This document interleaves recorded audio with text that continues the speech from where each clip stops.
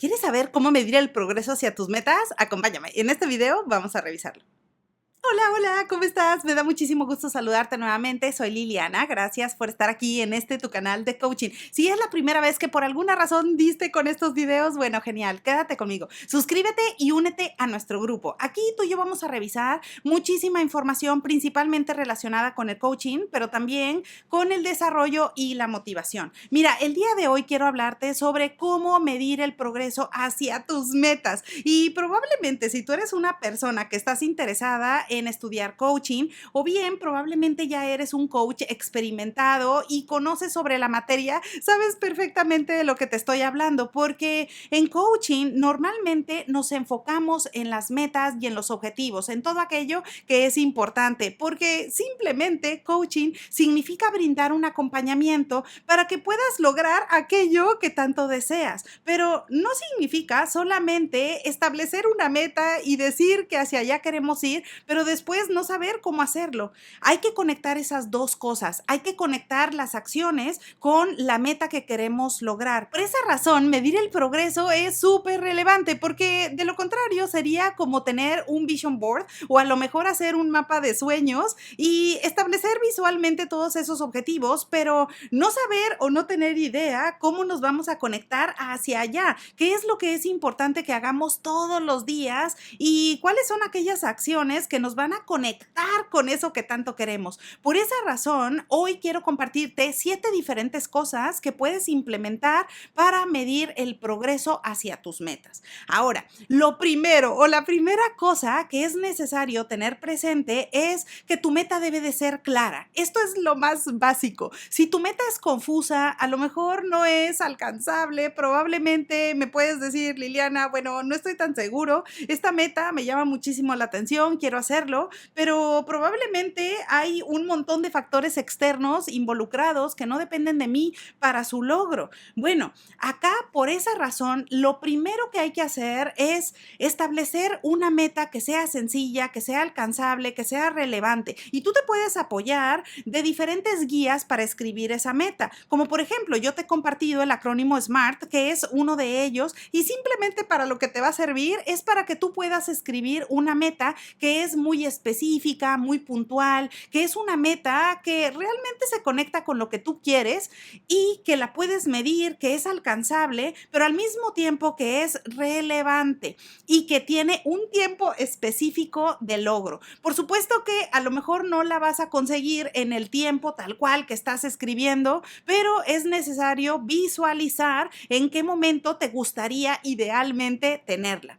Entonces, acá por esa razón es necesario que lo primero que hagas es escribir aquellas metas que son de corto, mediano y largo plazo de forma clara. La segunda cosa que es importante hacer para medir el progreso hacia lo que tanto deseas es utilizar aplicaciones digitales. Si a ti se te facilita utilizar tanta aplicación digital que hay disponible, lo puedes hacer teniéndolo directamente en tu smartphone o directamente en tu computadora de escritorio o móvil. Esto por la sencilla razón de que te va a facilitar la vida. En estas aplicaciones tú puedes escribir cuál es la meta y de forma visual estar mirando el porcentaje de tu progreso, porque tú mismo vas a ir alimentando cómo vas avanzando hacia ese objetivo. Eso por supuesto que te motiva y te va a mantener al día. La tercera cosa que puedes hacer para medir el progreso hacia tus metas es llevar un diario. ¿Y para qué te va a servir escribirlo? Bueno, principalmente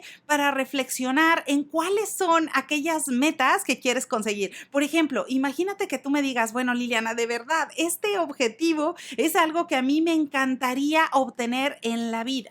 Es decir, en toda mi existencia a mí me fascinaría conseguir esta cosa. Bueno, ese es un objetivo de largo plazo, pero probablemente ahí también puedes escribir cuáles son esas otras metas que son más de mediano plazo o incluso aquellos objetivos que es todo lo contrario, que es necesario alcanzarlos de forma rápida. Algunas habilidades que te van a hacer la diferencia y que te van a ayudar a destacarte en tiempo real. Bueno, Por eso, si tú llevas un diario y escribes todo esto, te va a ayudar no solamente a tener un histórico de cuáles son tus intereses y hacia dónde quieres ir caminando en la vida, sino también te va a servir para que después, pasando algunos meses o pasando incluso algunos años, puedas mirar hacia dónde te has dirigido y cómo ha venido avanzando tu progreso. La cuarta cosa que puedes hacer para medir tu progreso y conectarte hacia tus metas es tener un tablero físico. Esto es de utilidad principalmente para personas visuales, porque tener